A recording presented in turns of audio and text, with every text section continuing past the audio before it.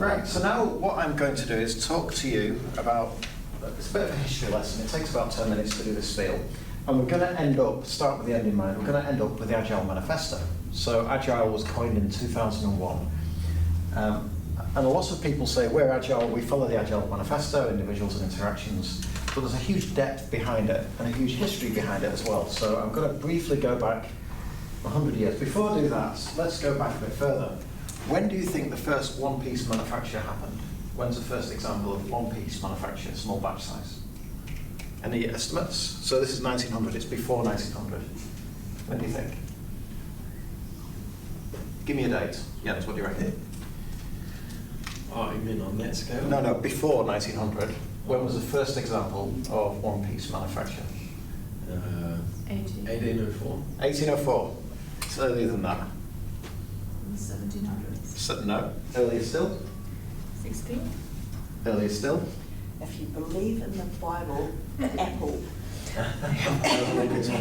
No, right, so it's the Venetian Navy in the 15th century. They would have a production line of ships because back in those days these big galleon ships they would make many of them, and they were made in one-piece manufacture through the docks. But the first time mass production really happened was in the 1915 to 1918, and this was Henry Ford when he built the Model T. It's just after the First World War, and interestingly, two things came out of the First World War. Trench warfare, which was inspired by the Maori. I don't know if you knew that from the New Zealand Wars. And secondly, the Gantt chart. Both are not good stuff. The Gantt chart does have its place, and we'll talk about that later. But Henry Ford, he knew he had this problem because there was suddenly an upsurge in demand for cars, the motor vehicle. And whereas before with gunsmiths, there would be machinists who would, when you manufactured a gun, you would make sure that the part fitted with the parts it was going to fit with. So you couldn't take the bolt out of one gun and fit it into another, it just wouldn't fit.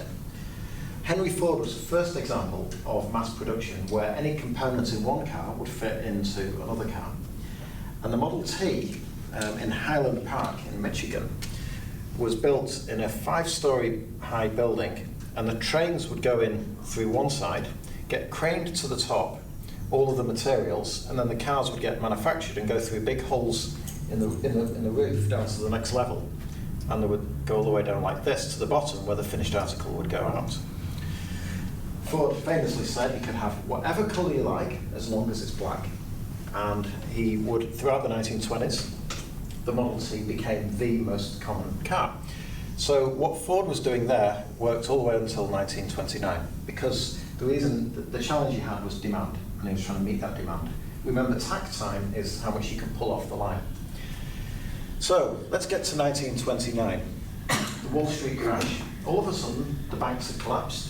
There was a Great Depression, no one had any money.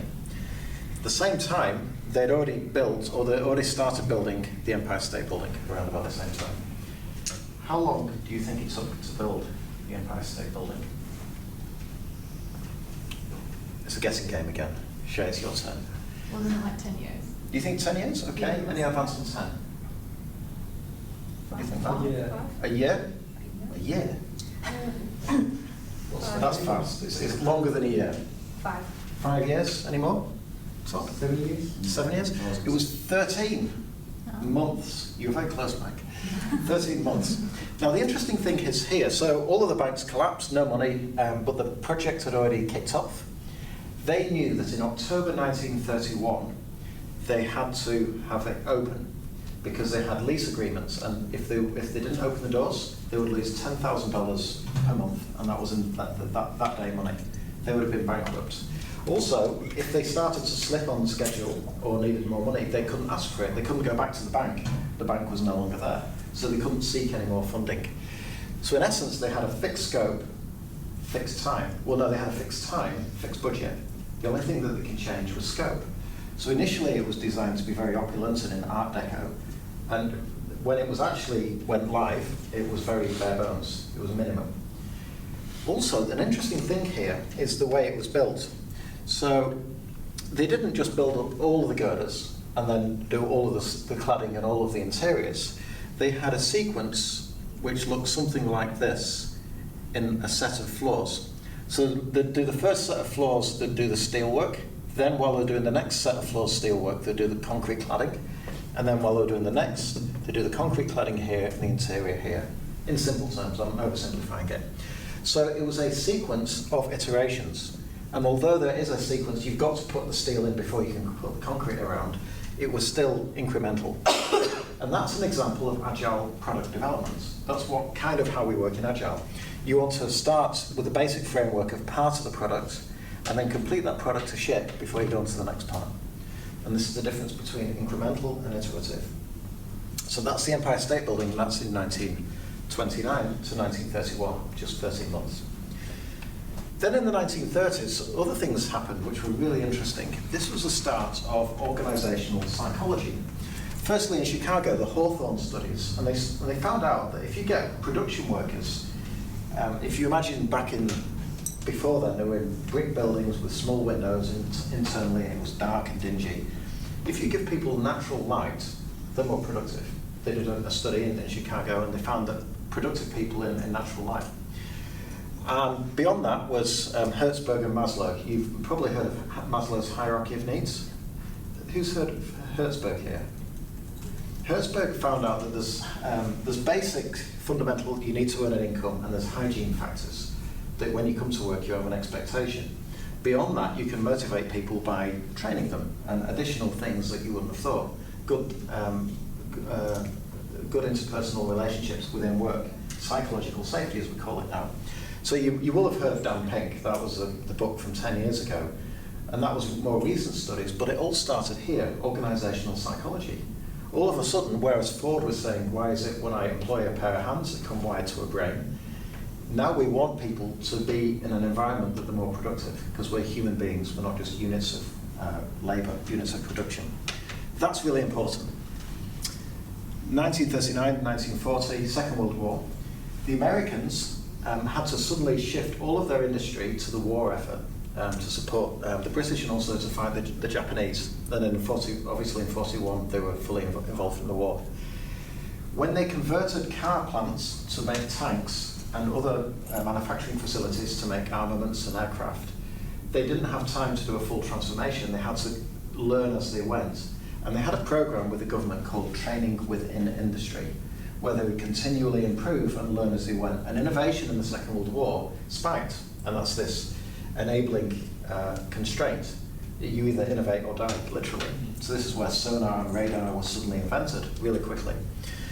So the training within industry is really important, and we'll come back to that later. But after the Second World War, there was what's known as the Marshall Plan. So the Americans rebuilt the European economy, which was decimated, and the Japanese economy, which was completely flattened. And in Japan, W.Edwards Deming went over, and he was a statistician, but he helped management theory and applying it to the Japanese. And the Deming had what was known as the plan, do, check, act cycle, or the Deming cycle. And what you want to do is plan some work, do it, check how it's gone, and then act upon that. So it's a cyclical approach rather than a sequential approach. Before that, everything seemed to be very sequential. Deming was interesting, and after that, in the Korean War, they set up Top Gun. New movie about that next year, really excited. Colonel John Boyd set up Top Gun because they learned something that the American pilots in Korea seemed to outsmart the Korean pilots, simply because their visors went all the way around. So they could look around and see their adversary, so they could respond more quickly. So while we've got plan, do, check, act, the Deming cycle here, John Boyd created the OODA loop. OODA stands for observe, orient, decide, act. And this is a military strategy, but it is applied to business now. The most important thing here is orient. You look at what you've got, the current condition, you orient yourself, so you realign biases and check what that means. You make a quick decision and you act. And they found that the fighter pilots who had a shorter OODA loop, it's a feedback loop, if you've got a shorter loop than your adversary, then you win. And that applies as much in dogfighting as it does in business. We'll come back to John Boyd later. But while we're on here, in 1940, and Deming, at the same time, Taichi Ohno, part of Toyota, went to America to find out how car plants were working. And he found that they were building up huge inventories because they had the scale. In the 1950s, another boom time again, and the Americans could afford lots of inventory. But the Japanese couldn't. He had to think of a different way of working. While he was there, he went to the supermarket, and in particular he went to Piggly Wiggly, as it was called. And he found that in supermarkets in America, you don't serve to the customer. It's a self-service process. And we're familiar with that now here. But that was quite innovative for the Japanese back in the 50s. And you would pull the work, you'd pull the materials, you'd pull the groceries. So he thought, we have a problem with inventory. We can't afford the scale that Chrysler and GM have got. And Piggly Wiggly seems to have this pull system. Why don't we apply that? And that's where the Toyota production system emerged. It was from the Americans. He was inspired. And so he pulled out from Deming, he pulled out from training within an industry, and he looked at that and he said, continuous change for good change, or as they would say in Japan, Kaizen. So Kaizen came from training within industry. So how the Americans helped rebuild the Japanese economy, one of the positive outcomes from that was Toyota. Now you remember before I was talking about the Andon Code and continually improving quality at Toyota. That meant that by the 1970s, Toyota had overtaken General Motors as the largest company in the world and were then known for their quality. So that's a significant thing. Now Toyota in the last 20 years have had problems. It hasn't gone on forever. And we all go through cycles. So not everything about Japanese industry is great, and we know that in the last 20 years there's been a few problems. But for at least for the 60s and 70s, they had something that then the West could look into. Let's go back to our good friend John Boyd. He trained a fighter pilot, or a reconnaissance pilot called Jeff Sutherland. So Jeff Sutherland was a pilot in the Vietnam War. He ran 100 sorties, and then thought, my luck's going to be out anytime soon, so he left the Air Force, and he got his doctorate in cancer research. So he understood about complex adaptive systems, which is what cancer is. So in the 1970s, he was in university studying about that. At the same time, in the 60s, remember the man on the moon, Neil Armstrong.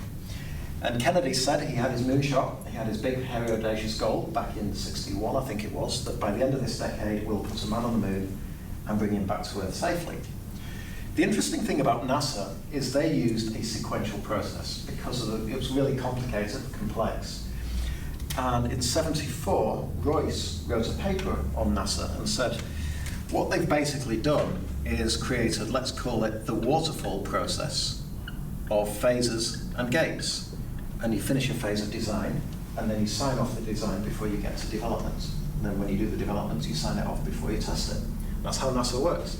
And 20 years ago, NASA was the benchmark of great engineering.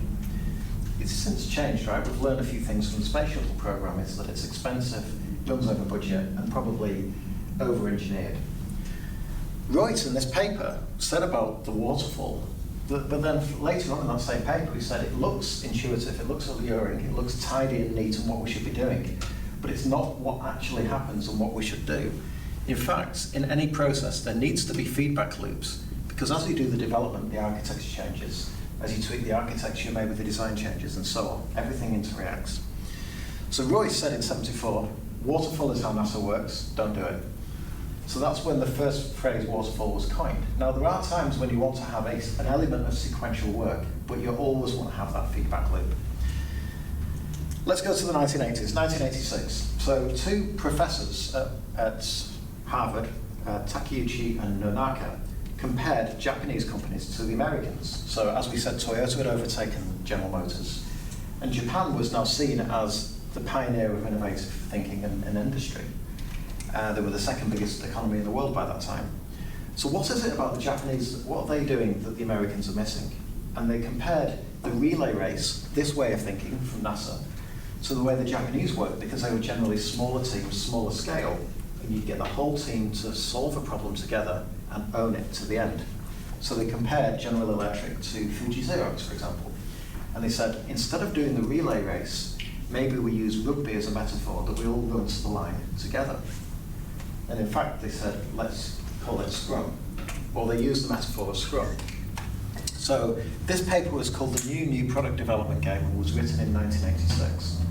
And it was based on the history and the Japanese theory. Toyota is lean principles, so 17 lean principles. We've got the new product development game. Let's go back to our good friend Jeff Sutherland. He's finished with his cancer research now, and he gets together with Ken Schwaber, and in Silicon Valley and in the US, they're having a problem with their tech industry. Sun Microsystems, Digital, IBM, Microsoft, they were so large, they couldn't seem to manage the engineers. They were trying to use Microsoft Project and Gantt charts, but it doesn't seem to work anymore. So what can we do differently? And they read loads of papers. They leaned on his OODA loop experience, Ken Schwaber's experience in the industry, and his complex systems theory, and they created Scrum, and that was announced in 1994. So Scrum is 94. At the same time, other techniques were starting to emerge, like XP and DSDM, and we were starting to become more incremental and iterative. So when we refer back to Waterfall and we say, oh yeah, we're Waterfall here, it is nothing like what it was like in the 70s. You weren't even allowed to touch the code until everything was signed off, and then you wouldn't deliver anything for another 2 years. And that's not how we work today. We want to tend and bias ourselves towards more incremental, fast feedback loops, but it's nothing like it was in the 70s. So, 1999, 2000, dot-com boom. Who was working here in 99? Anyone? Yeah, showing your age, guys. Me too. At the time I was working at Sony, and I mentioned it before, so I worked as a project manager on their first digital television. And it was a 3-year program, and we didn't even start until we'd done 6 months of planning. And even then, Sony, a Japanese company, that's how they were working. Of course, in those days, you could afford it. There was, again, lots of money. It was like 1929, it was like the 1950s. Heaps of money. Remember the dot-com boom? All of a sudden, that went bust. And a lot of, especially tech companies in the US, who had invested heavily in tech and in the internet, suddenly had no money at all. So Schwaber, Sutherland, Alistair Coburn, and 14 other people got together in Snowbird in Utah to say, maybe there's something we can do differently. We know about org psychology, we know about lean principles, we know about one-piece manufacture. This OODA loop thing looks good, and Jeff, Ken, great work on Scrum. Ken Beck was there with his XP, so he ran Jeffries with XP. Maybe there's something we can do differently. So they wrote this manifesto, and I'm going to hand out the whole sheet in a moment, but I'm just going to pin this thing up here. It's getting dog-eared this now, isn't it? The Agile Manifesto. So this was written in 2001, so it's nearly 19 years old now. It's still relevant today, but elements of it is slightly dated. But if you see this as a set of values, there's 4 values and 12 principles. These values are heuristic, and what I mean by that is it's not that you would exclude the things on the right, it's that you value the things on the right, but you value the things on the left more. So where possible, you would want to tend to bias this way. The sheet I'm going to hand out says weird, I will read it verbatim. We are uncovering better ways of developing software by doing it and helping others do it. Through this work, we have come to value.